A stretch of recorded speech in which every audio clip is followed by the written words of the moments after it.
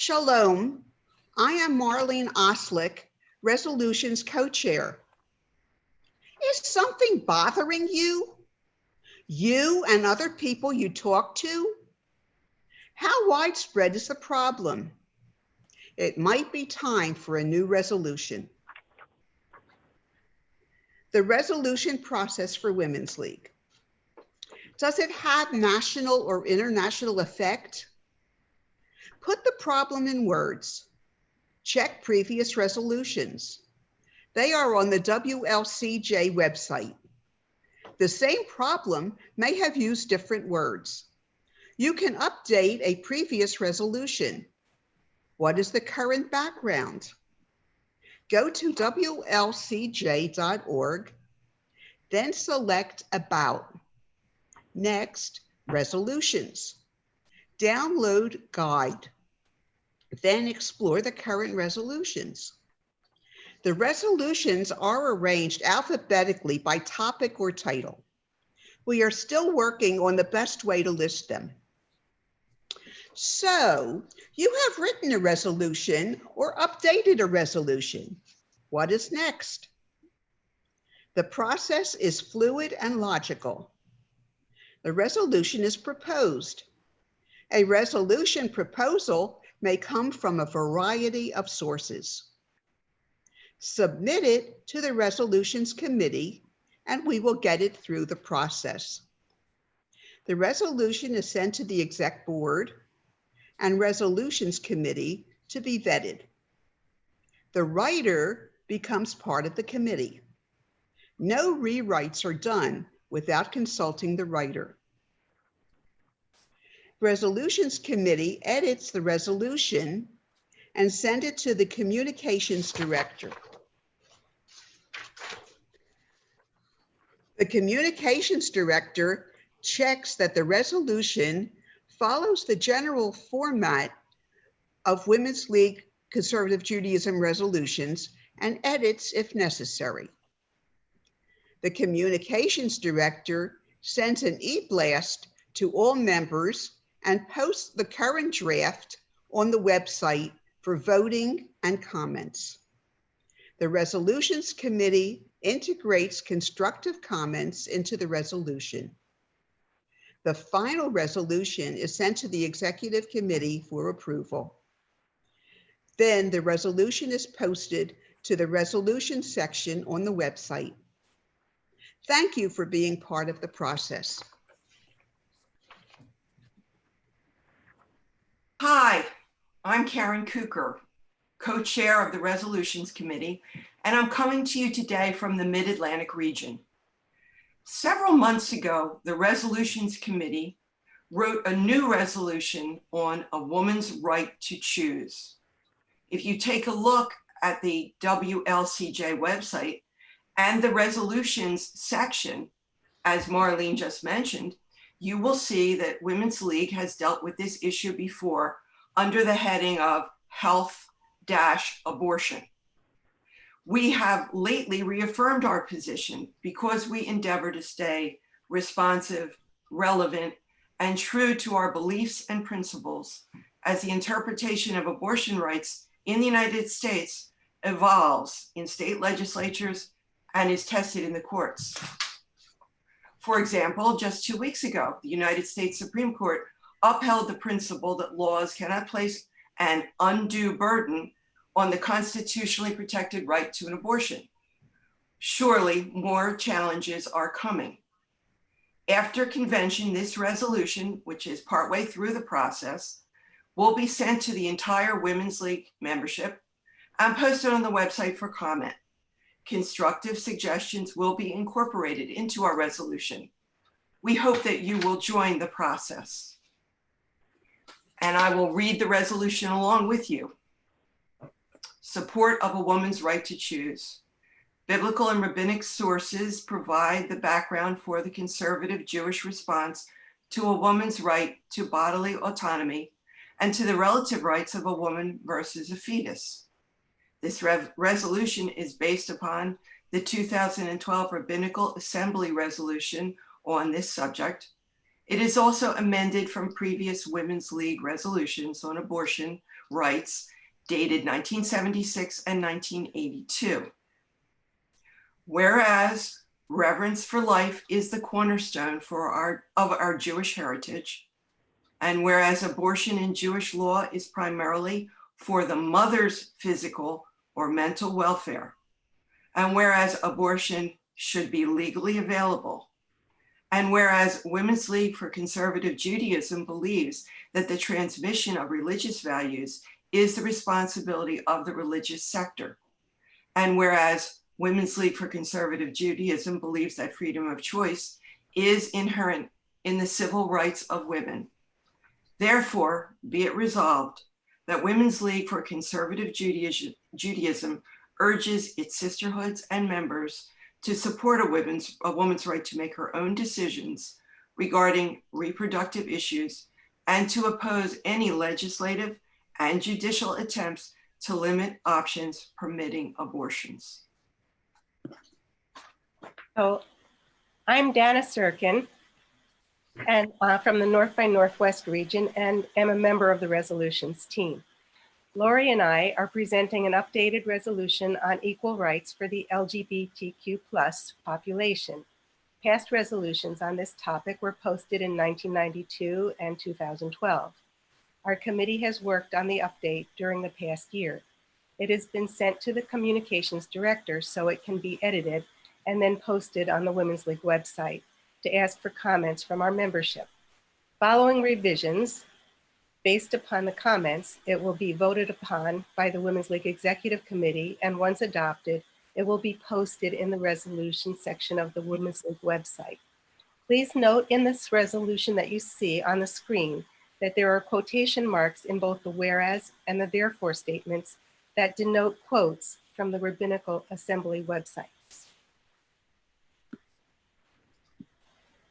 So, introduction. If I am not for myself, who will be for me? But if I am only for myself, who am I? Pirkei Avot 1:14. As members of a global community, we all deserve fundamental, inalienable rights. Only when we achieve these can we create a truly civilized society, living in harmony and benefiting from the gift of diversity. Whereas each individual is created b'Tselem Elohim, in God's divine image, and since, whoops, I just lost it. Since lesbian, gay, bisexual, transgender, queer, or LGBTQ+, and non-binary Jews are an integral part of our families, our synagogues, and our communities, whereas the LGBTQ+ and non-binary community has endured constant threats of physical violence, rejection, and painful alienation. And whereas discrimination of the LGBTQ+ and non-binary individuals' civil rights continues to occur in legislative forums. And I'm going to extend the therefore to Lori. Thank you. Hi, I'm Laurie Silverblatt from the Intracontinental region and a member of the resolution team. I'm going to explain our therefore section. We just heard that each individual is created in God's divine image, and that LGBTQ+ and non-binary Jews are an integral part of our families. So the therefore section from item 1, starting with item 1, is about inclusion. Women's League includes, welcomes, and accepts to our sisterhoods any Jewish individual who identifies as a woman. We also mention 2, awareness. Women's League calls on sisterhoods to increase awareness, understanding, and concern for our fellow Jews who are LGBTQ+ and non-binary by educating our members. We also want 3, safety for this vulnerable community. Women's League deplores violence and works toward promoting a safe and secure environment for all. And very relevant to the current Supreme Court ruling, now it's illegal for employers to discriminate on the basis of sexual identity. However, this community needs equal rights, not just at work, but in all areas of life: housing, healthcare, equal access based on sexual identity, etc. So, 4, Women's League supports full and equal civil rights for LGBTQ+ and non-binary individuals. And the corollary to the previous statement, we must make it happen and advocate in the legislative domain. 5, Women's League advocates against legislation at all levels of government that discriminates.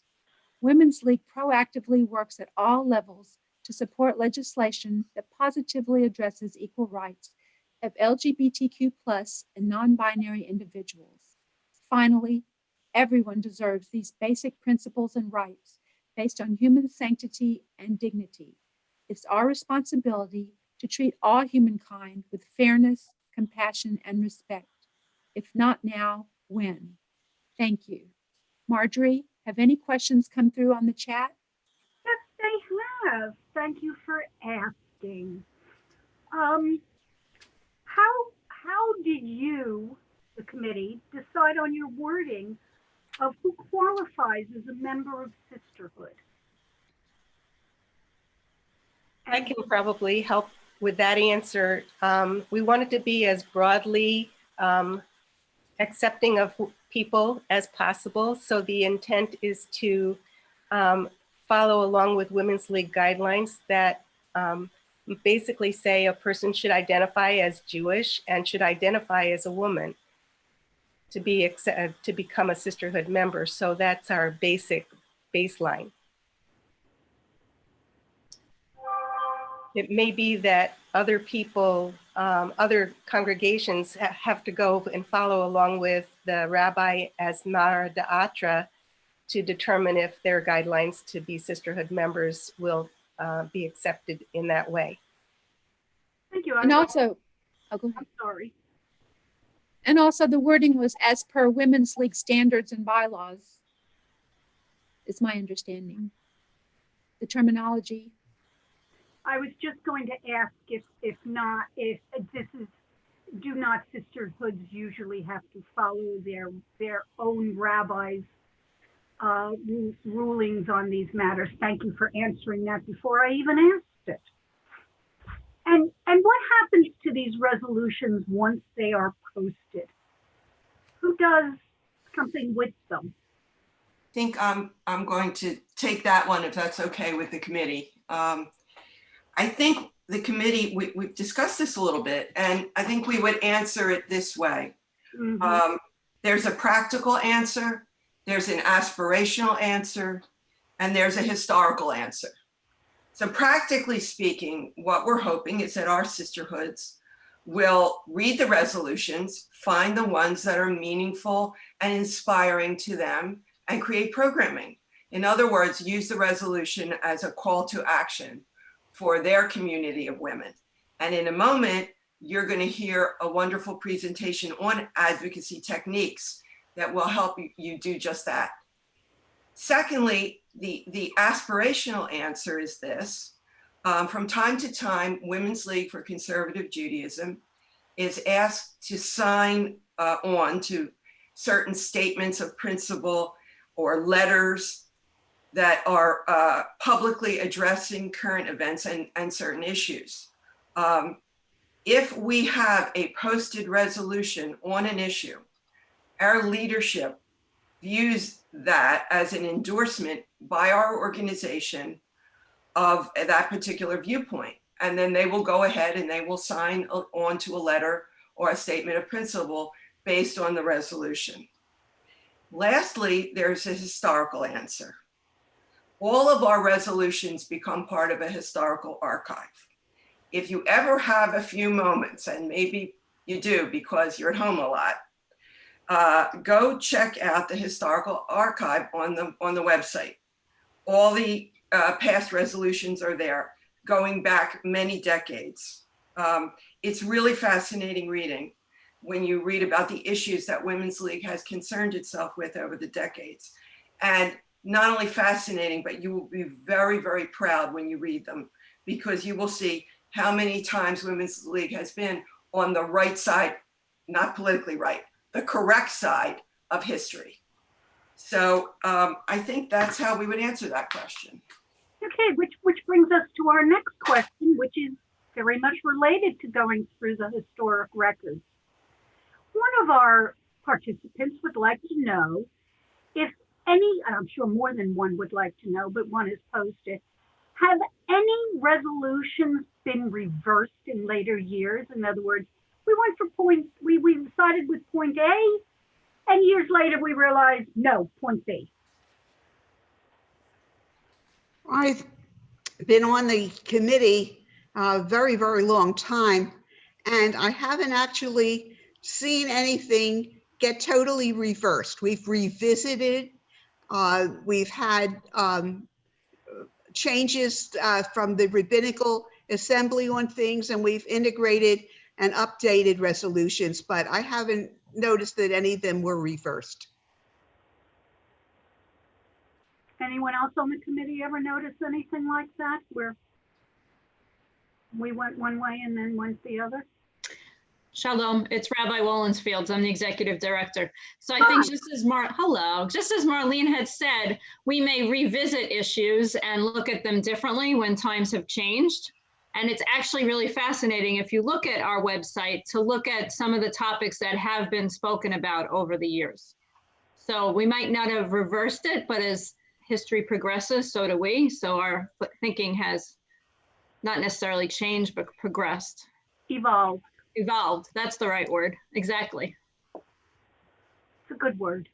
And it's really very helpful as the executive director to have our resolutions, as was stated, I don't remember who exactly had said it, because often the president and I are faced with situations where are we going to sign on to a letter or not?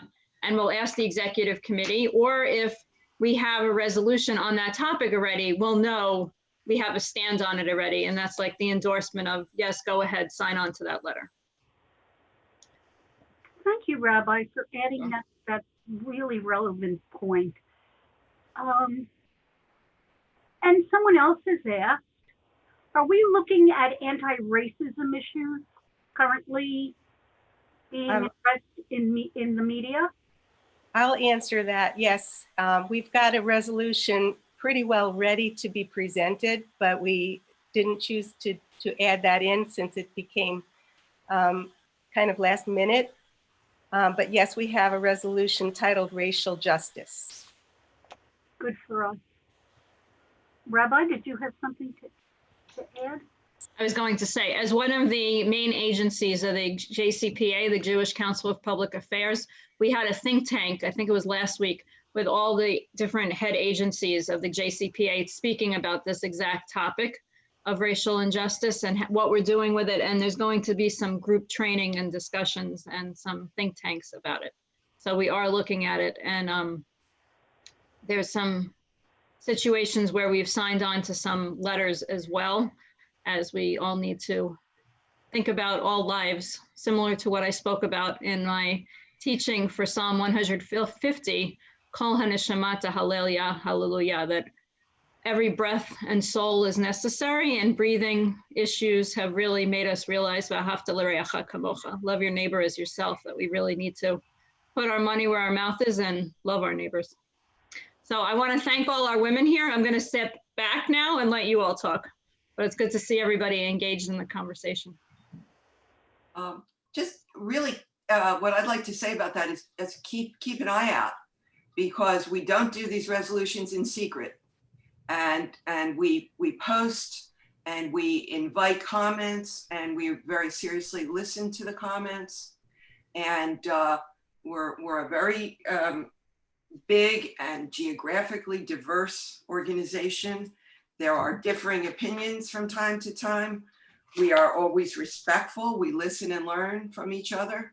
So I think we all just feel very strongly, keep your eye out. And these resolutions are coming up.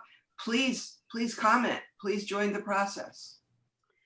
I'm just going to let the people out there know that if you're on your region, public policy, social action, world affairs, or resolutions committee, you will be receiving an invitation to be part of the resolutions committee. So look out for that, and we welcome you all. And I could say one other thing is that we welcome other ideas. If you have suggestions for resolutions or you'd like to present your resolution, as was stated by Marlene in the beginning, please make your interest known. Okay, we also have just a comment from someone who is referencing JCPA. She has been visiting some amazing Zoom forums there recently and recommends them to us. JCPA is the organization/agency that Rabbi Ellen referenced just a few minutes ago. So take a look at that. Are there any other questions from our participants? Otherwise, we're going to move on to the second half of this presentation, which is on advocacy. And we will be turning this over to Judge Artis Wexler, who will begin her presentation with this first slide. Artis, are you there? I am. See you. Thank you. Thank you for attending this session on resolutions lead to advocacy. As James Baldwin said, quote, "Not everything that is faced can be changed, but nothing can be changed until it is faced." We, members of the Women's League for Conservative Judaism, have a unique opportunity to impact change in our communities as we make our voices heard. We will explore options that can work best for each of us based on our experiences, interests, and abilities. I see you have a puzzled look. Are you seeing me by any chance? Hello? Everybody can We see. see you. We see you. All right, okay. The first thing we have to do is to define advocacy. As you can see, it is defined as the act or process of supporting a cause or proposal. It is also defined as support or argument for a cause, policy, so forth, or to plead in favor of something. Advocacy can be used as a noun or a verb. In other words, your position is an advocate, or you are advocating for a specific position. A few of the synonyms for justice are righteousness, goodness, fairness, equity, and equitableness. Synonyms for social are friendly, neighborly, agreeable, and interdependent. Let's add in society with humanity, social order, and the general public. I quote Agnes Gund when she said, "Those of us with more privilege have a greater responsibility to do more." Have you ever considered yourself an advocate before joining Women's League? Have you been active in another organization? Hadassah, for example, or ORT, or even the local PTA? How about addressing an issue with the synagogue's religious school? Or have you been concerned about a local community issue? Does your town need more sewers? That's exciting.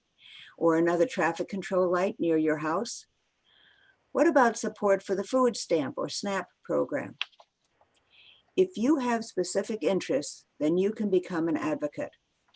You can think of it as advancing an idea that is important to you.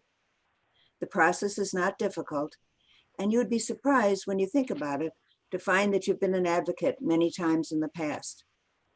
Perhaps it's just that no one has named the process. Let's talk about social justice.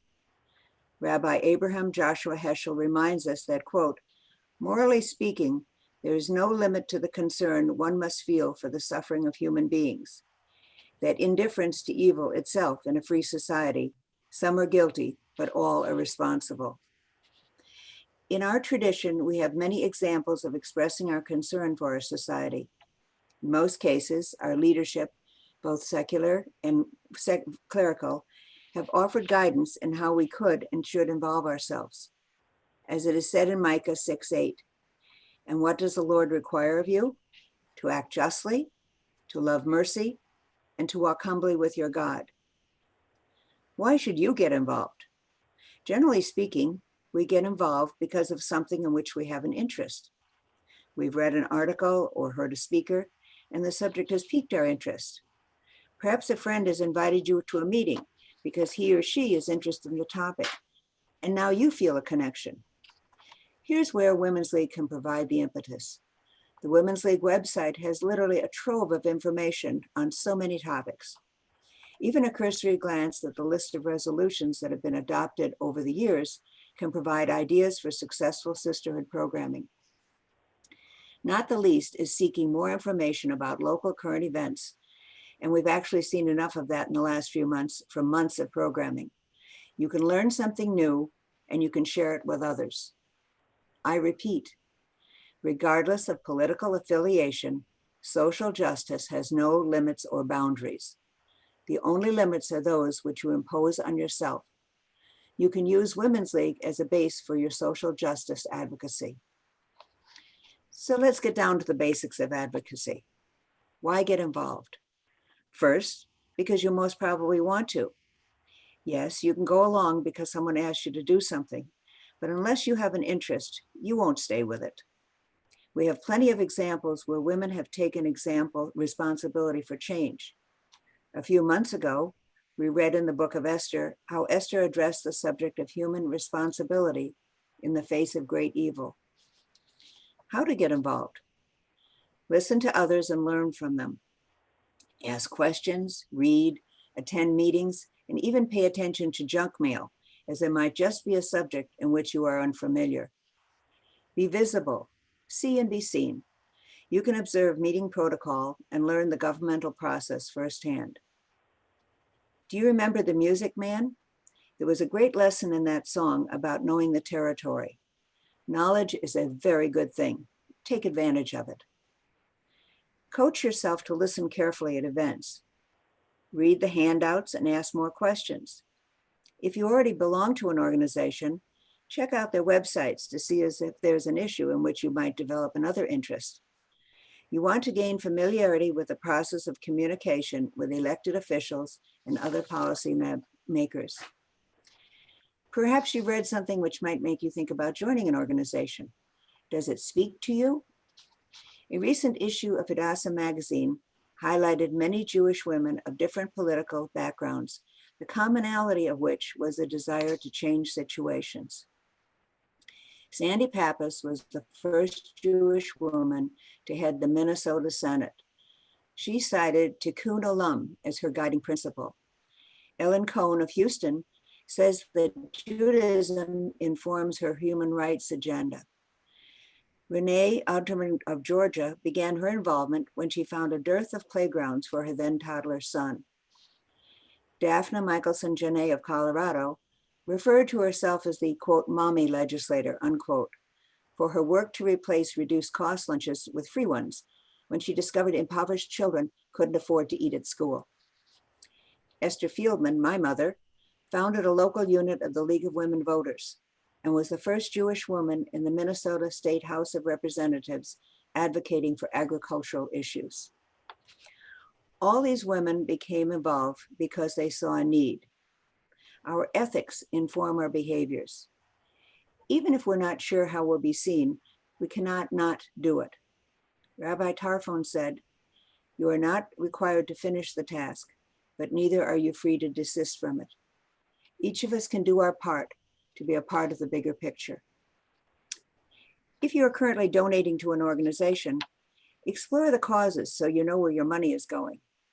Perhaps there's a committee you would like to join where your talents and time would be most appreciated. There are so many organizations which share common values with Women's League. The aforementioned Jewish Council for Public Affairs, Jewish Women International, National Council of Jewish Women, ORT, CAMRA. All you have to do is seek them out. Don't let your age, health, or income keep you from being active. Your skills and interests are valuable to an organization, and believe me, whatever you can do and contribute will be welcome. So now we've arrived at the point where you have some questions. Why get involved? Well, we know that one, because you want to.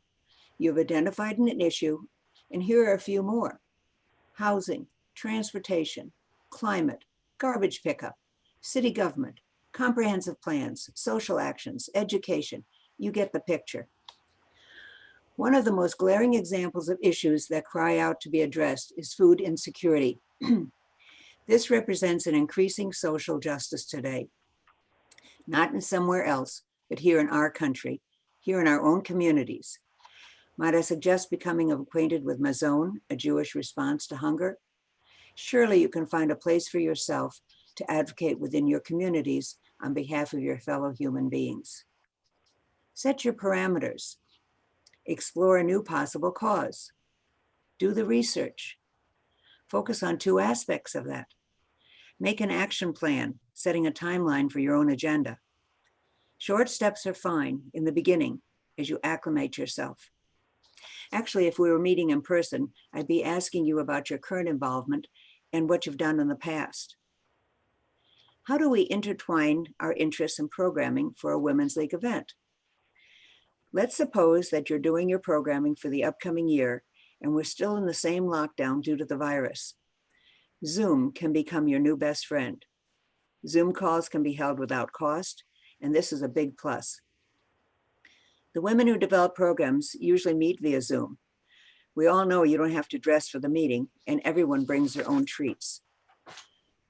All good programming committees begin by asking questions and asking for ideas, many of which can be related to current events or to fill a regular program event, such as membership, Torah fund, fundraising. Called to order by the VP of Programming or a committee chair, this might be the time to discuss a program which calls attention to a specific issue. From this, the group might decide to advocate for the issue. For example, there is an ongoing need to support the local crisis nursery. The program might consist of a speaker from the agency and a drive to collect needed items. The type of programming would encourage advocacy on the part of the Sisterhood members by one, calling attention to the community need, and two, encouraging Sisterhood members to continue their involvement after the event. Working with a local food shelf falls into the same category. As an aside, I have found that while there are many people who like to devote all their energies to one organization, in the past several years, there's been a significant shift on volunteers' part to be doing short-term projects. Here again, utilize the Women's League website for more ideas. I digress. The most important topic being discussed now and going forward will be the need for getting involved as a voter. Many of you have probably served as election judges in the past, and I commend you. Good for you.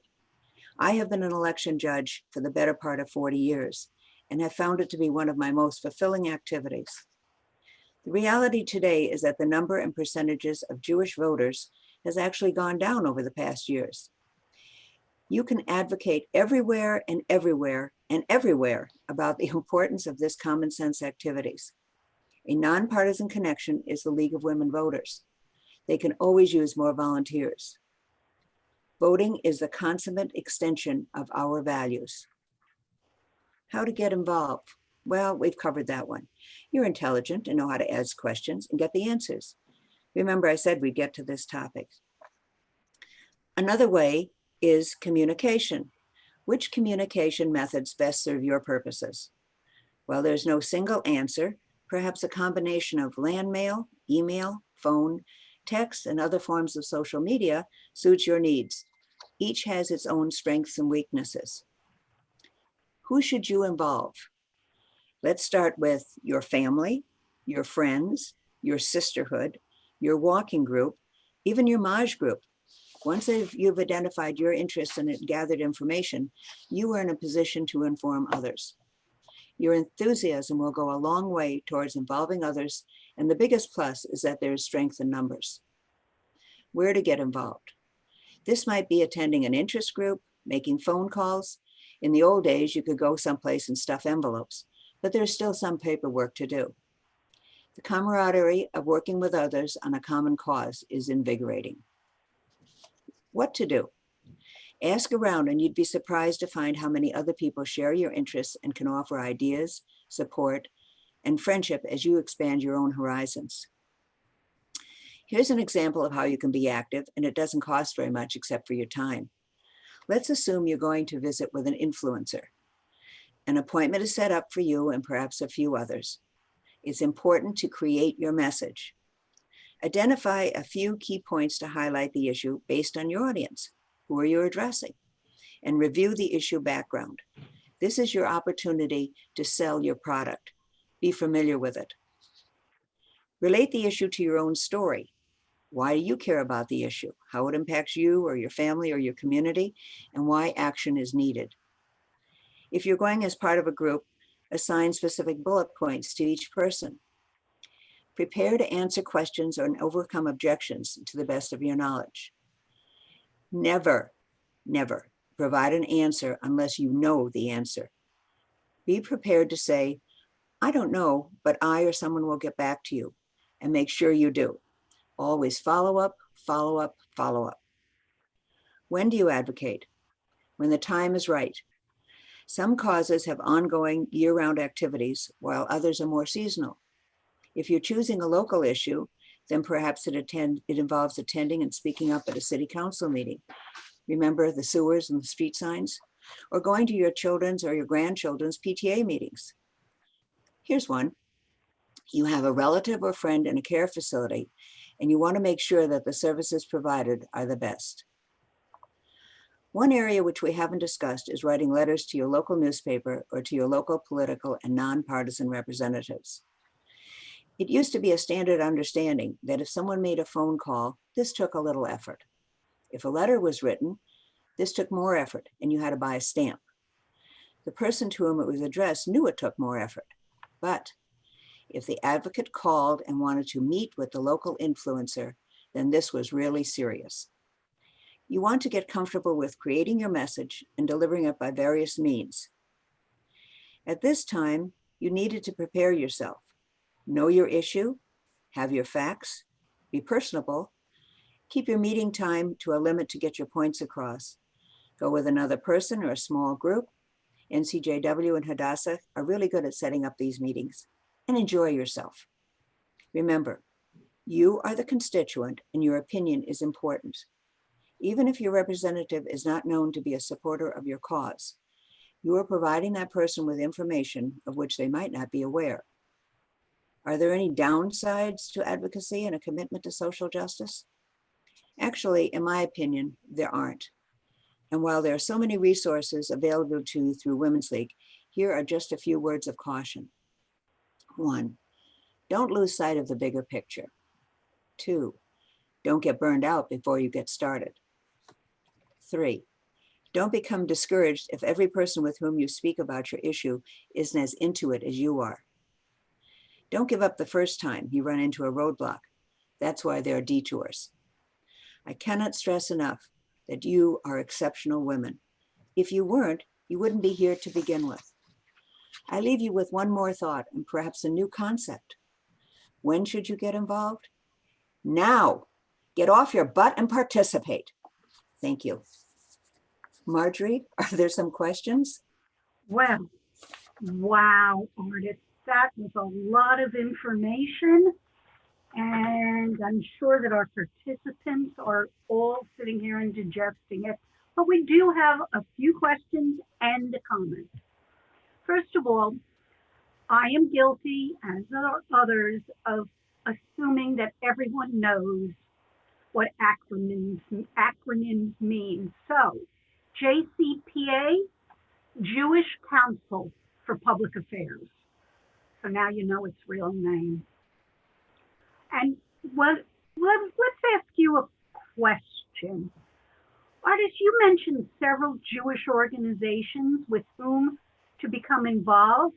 Are there any others that you can think of now that we should be out on the lookout for? Well, one of the important sources of information, I think, would be to look at some of the websites, and as I said initially, some of your junk mail. Honest Reporting is one, Camera is one, Middle East, Middle East area, you got me. But anyway, it monitors a lot of the print media. Those are 3. Look at working in collaboration with other organizations in your local community. Maybe it's another sisterhood that's just down the road. Maybe they'd like to do a joint program with you. Those are the kinds of opportunities that you look for. And be sure to think outside the box. The worst that someone could tell you is, no, I don't think so. And then you can convince them. Are you aware of any programs out there that have needs that the women of Women's League might be able to fulfill? Oh, yes. I would suggest, you have to sort of look and think about what your own interests are. So for example, if food insecurity is an issue, and we have certainly seen long lines of people waiting in cars trying to get a box of food, which I think is a shanda in this day and age and in our communities, but maybe they could use a volunteer there. And despite the fact that we're all wearing masks, the first thing you need to do is to call the organization and say, hey, do you need an extra pair of hands? I'm willing to come and help you, or I can do this or that or the other thing. And I would be willing to bet you, I'm sorry, bet is such an uncouth word. I would willing to wager you that your call would be very, very well appreciated. And artist, someone has come through to help you with the name of that organization. I believe it's MEMRA, M-E-M-R-A. That is correct. Thank you. Whoever you are out there, thank you very, very much. And we have another question. Can you define an influencer for us? Yes, I should have done that, I suppose. An influencer is someone who has the capacity to impact your issue. So if you're dealing with someone say your state representative. State representatives have the ability, legislatures, to allocate funds to various parts of different organizations within the state. So if your interest is in food shelves, then your appointment would be with someone who serves on, say, the food or budget committee. That would be a good place to start. You want to find an influencer is someone, as I said, who can make an impact on your issue. And by the way, if I might say something, I will say they all dress themselves the same way. So you needn't be afraid of anyone who has been voted into office. So someone has suggested a project that Sisterhoods might want to take on. There's a huge need for masks in low-income communities. I'm not a sewer. I blow up sewing machines. I've done it a few times in my life, so I can't do this. But perhaps some of you would like to contact your local hospitals, nursing homes, etc., and offer to make masks for them as a sisterhood or region project. Could I add something? And not only the hospitals, but the local clinics are in need of masks. They will take them, they will wash them and send them on to where they need to be. And even if you don't sew, maybe what you might consider doing is buying a few yards of fabric and taking it to a friend who does. They're very simple to make. I've even made a few. The first one took 45 minutes. I was able to get it down to about 15 eventually. So someone has asked a question that actually goes back to our resolutions section. And let me just quickly ask this, and perhaps one of our resolutions team members can answer it. How do you balance the opinions with the wide divergence of our members? You want me to take that one? So, they're shaking their heads. Okay, so this is Rabbi Wollensfield. So one thing that I know that we really try to do is be bipartisan. And I think what frames all of our decisions, since we're Women's League for Conservative Judaism, is to see how Torah and Torah in general, Jewish values, speak to an issue. And to try to not step on anyone's political views, but to really keep the idea of God, Torah, and Israel, mostly Torah, and what the Jewish tradition says as interpreted by the conservative movement when we decide. It can be very difficult sometimes because even when it's a Jewish value, people don't always agree. You know, there are two Jews and three opinions. So it can be difficult, but it's most helpful when we have a resolution to help us with that, for sure. And one of the wonderful things, if you don't mind me adding one other thing, the wonderful thing, Rabbi Artson mentioned this earlier, that the new RA and United Synagogue CEO, Rabbi Jacob Blumenthal, one of the things that he's really helping do is unite the different arms of the conservative movement, and we're making more statements together as a movement, which is really wonderful. And we dialogue with each other within the conservative movement, so we can come up with a discussion. And believe me, in all the arms of the movement, we all have our spectrum of people on the political views, but we all have the idea of Torah in mind when we do make a decision and a statement. Rabbi, I think the next question is actually yours also. I hope you don't mind. Someone wants to know, and I'm sure they're not the only one again, if the printed material shown, the PowerPoint slides, I imagine, is what they're referring to. If they're not, please let me know.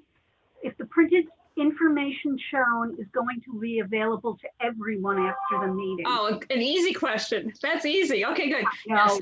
it had to be asked. That will definitely be available. Karen Tenisaka in our office, who is our member relations manager, and also we have her as our in-staff graphic designer now, helped do the slides, and other people helped do the slides as well. I think Lois Silverman, and they will be available on our website. And this is all being recorded, and that'll be available as well. So they will be available. And I think it's Lois who made these slides, so we thank her. She's something special. One of our participants suggested boys clubs, girls clubs, and homeless shelters are also organizations that are in need of masks. There are so many organizations out there that I need know. it. It just Actually, pick one. throw a pebble and you'll hit an organization that needs masks. Let's face it. Or your neighbors. You may have neighbors that can't go out because they don't have masks. Who knows? In my neighborhood, we sent out a neighborhood-wide message on our listserver asking everyone to let the listserv moderator know if they needed masks, and she would make sure that other people got the masks. So these things come up. We have roughly 5 minutes left, and I'm just wondering if one of our participants would like to share with us a social justice program that they and their sisterhood or their region has recently done or participated in, if it's a sisterhood participating in a region program. Artist, I was hoping for somebody besides you. Okay, I'll take it. That's all right. I'll pass. But you know what? If no one else is going to let me know that they're willing to do it. Please, somebody. No, huh? Okie dokie. I Dana? will just, Marley. we have something that's a walk for food. I don't remember the exact title, but it had already been featured in the Women's League Outlook. I remember the article. Yeah, but I also, when Artist was speaking, one of the things that might appeal to mothers when she was talking about the crisis thing, if somebody is in a dire strait and needs somebody to emergency childcare, maybe sisterhoods could get together and offer that. And when you were looking for what organizations can do all these advocacy, your sisterhood can. That's the purpose of us having the resolutions and talking about advocacy, because it's to empower our own sisterhoods to get action. Dana, did you want to add something? I saw you. Well, I wanted to share another project in our synagogue. We've been collecting clothing and hygiene products for people who are transitioning from homelessness into housing. So people donate things in the at a central place at the synagogue, and then I'll bring periodically taking the clothing, for instance, to transition projects. Mhm. So that's another thing that can be, the whole congregation can participate in that. And I think that involving the congregation is really important because if your sisterhood has 30 members or 300 members, there are still so many other people out there who want to contribute and simply don't know how. So it becomes your place and your privilege in a way to help people understand what other needs are. So when we had my synagogue sisterhood happened to do the crisis nursery, we collected all sorts of diapers and little gowns and everything you can imagine. And we probably had enough to fill, I don't know, those gigantic big laundry carts you used to have. We had probably enough to fill 3 of those. And there certainly were not all brought by just the 25 people who came to the meeting that time. So the synagogue wants to help. Okay, since no one else has, we have a harvest walk. That's a good idea. My sisterhood has adopted a battered women's shelter and has adopted a food pantry, and we supply them with whatever they need. The food pantry also gets supplies from other sources, and probably the battered women's shelter does as well, but we are really their main source. I knit mittens, I knit gloves, I knit hats personally, and they go to battered women who sometimes leave with just the clothes on their back. Those of you who attended Sarah's session earlier, it can be horrible. Could I say one more thing? Last comment. If you remember a couple of years ago, the International collected bras. It was Support the Girls, if you remember. I was going to mention that. That is ongoing. Yeah, and I think at that point, they gathered something like 8,000 bras, if you can imagine what that pile looks like. Anyway, and it's ongoing in a number of the groups as well. Yeah, a lot of regions are still doing this. Agudas Hachim has a reek. What's a reek? I don't know what R-E-E-K. I'm sure it's supposed to be something else. Interfaith hospitality, good choice. Housing people, serving food at gatherings. How are we dealing with collections in the area of COVID-19? They're getting washed, at least locally, they're getting washed. They're being delivered and being left out in a confined area for 2 to 3 days, which we have a place that's covered, but outside the building where people can drop things off. Same sort of thing. People drop stuff off on my stoop, which is covered. I want to thank everyone who has attended this session. I learned a lot. I hope that you found it worthwhile as well. And I want to thank Rabbi Ellen for joining us because she was a great help in answering a couple of these questions. Thank you for answering the printing question. I kind of thought it was going to be available, but it's best to hear from a real authority. And we are now going to move on to cocktails with Margie, the outgoing president, and Debbie, the incoming president, and we want to congratulate both of those, one on her accomplishments and one on her soon-to-be installation. So, unless someone has something else that they would like to say, and okay. What that sisterhood was trying to tell us is they also have a relationship with a homeless shelter. Okay, thanks for clarifying that at the very last minute. I appreciate that. A little library too. You make a stand in front of your synagogue and you put books in it and people take books and leave books. But it's 3 minutes to our cocktail hour, half hour. Marjorie? I'm going to run and get a drink. Oh, okay. What?